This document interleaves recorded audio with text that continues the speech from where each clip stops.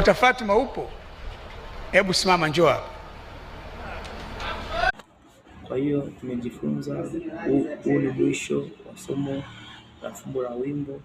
Kwa hiyo wimbo wa Musa ni wimbo ambao maana ni Injili, maana ni neno la Mungu la kinabii ambalo linaelezea habari za kutukumbusha habari za sheria zilizopita kwa mkono wa Musa na ahadi za Mungu.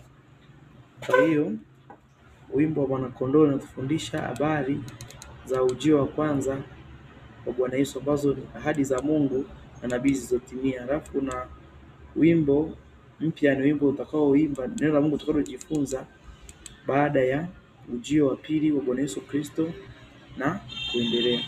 Huo ndio mwisho wa fumbo letu. Tumesema kinanda na wimbo ni mwisho wa Mungu, anaweza kufanisha neno la Mungu vizuri katika